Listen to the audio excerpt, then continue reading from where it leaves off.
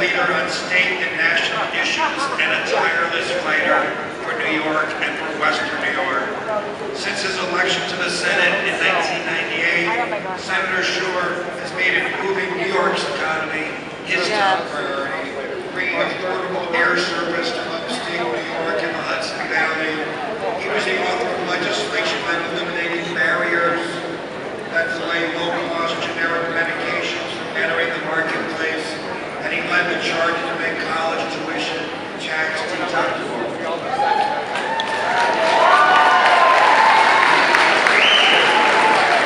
He also aggressively championed agricultural measures to preserve vital market support programs for New York dairy farmers and crop growers.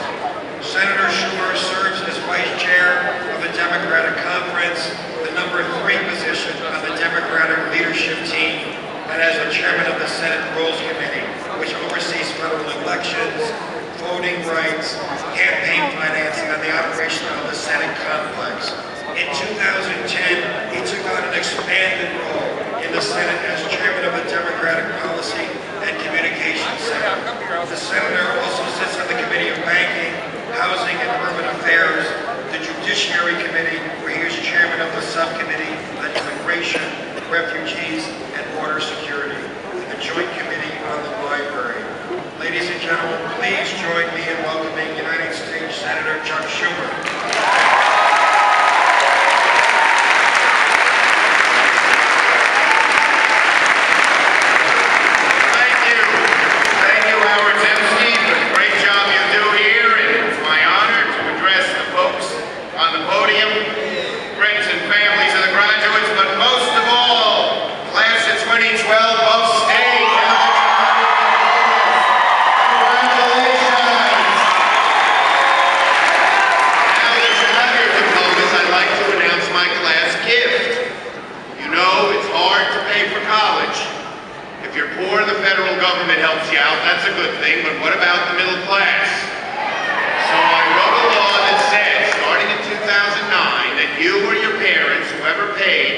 Either college or graduate school can take as a full tax credit $2,500 off your federal taxes for every year of college or graduate school, provided your family income was below $200,000 a year.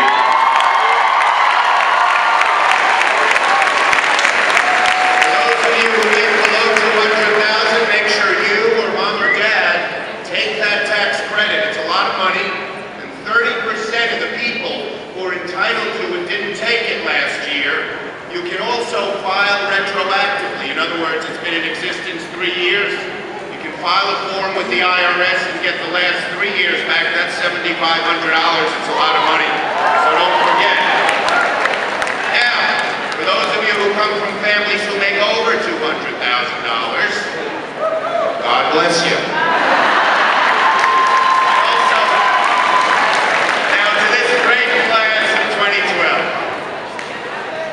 You are graduating with 2 amazing things on your side.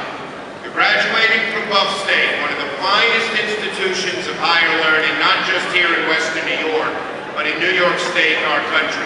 So you have a leg up on many others who are graduating. And second, you're the first generation to grow up with all this technology.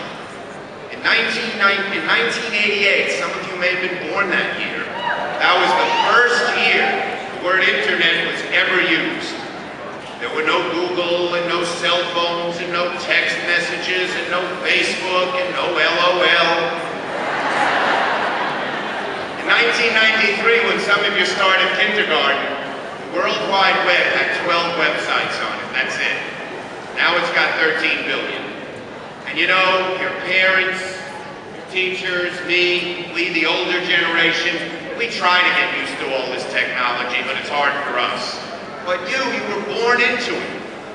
Technology is to you like water is to a fish. You've been swimming in it your whole life, you're used to it. And so the fact that you've had this great education and now have that diploma, and the fact that you're the first generation to grow up in this era of new technology, means one thing. It's now the time to think of your dream and reach child.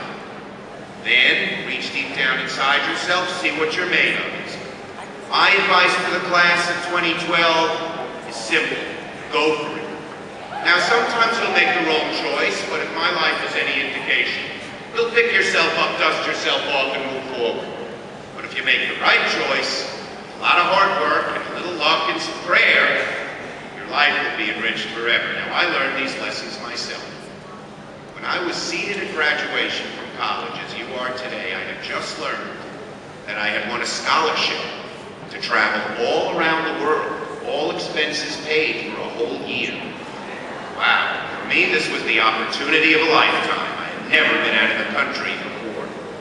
But at the same time, about a month earlier, I had met a girl, and I fell in love. I had to decide, do I go around the world on the all-expense-paid scholarship for a year? Or do I stay home with the girl? Well, the class of 2012 is divided. I stayed home with the girl. Story unfolds. That summer she went on a brief vacation and I went to the airport to meet her on her return. As soon as she got off the plane, I saw by the look on her face something was wrong. She dumped me by Labor Day. No scholarship, no trip around the world, no girl. I said to myself, what a loser you are. You're never going to make anything of yourself. And so, I stayed in the house for months, I moped around, but somehow I picked myself up, dusted myself off, and moved forward. A few years later, I found myself at graduation once again, this time from law school. But on the way home from law school, I told Mom and Dad that I wasn't going to join the law firm like we had planned. I told them my dream was to run for political office, and I was going to do that even though it was a long, long shot. My parents were shocked. My mother was particularly disappointed. They had struggled to send me to law school. The law firm was paying $400 a week in those days. That was more money than my family had ever seen. My dad was an exterminator. He never went to college. Well, my dream was to run for office, and so that fall, at the age of 23, I ran for the New York State Assembly, and I had 3 opponents. A party machine candidate, a neighborhood activist, and then there was my mother who was telling all her friends not to vote for me. So I get this dumb idea of being a politician, and she said, out of your big, thick head. Well, graduates, a few years earlier, I didn't get that girl. That November, I won the election. So, class of 2012, go for it. When you have doubts, and we all have doubts, believe me, that's the human condition that God gives us.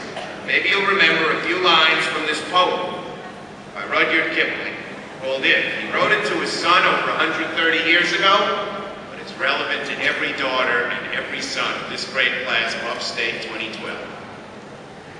If you can dream and not make dreams your master, if you can think and not make thoughts your aim, if you can meet with triumph and disaster and treat those 2 impostors just the same, if you can bear to hear the truth you've spoken, twisted by names to make a trap of fools, or watch the things you gave your life to broken, and stoop and build them up with worn-out tools.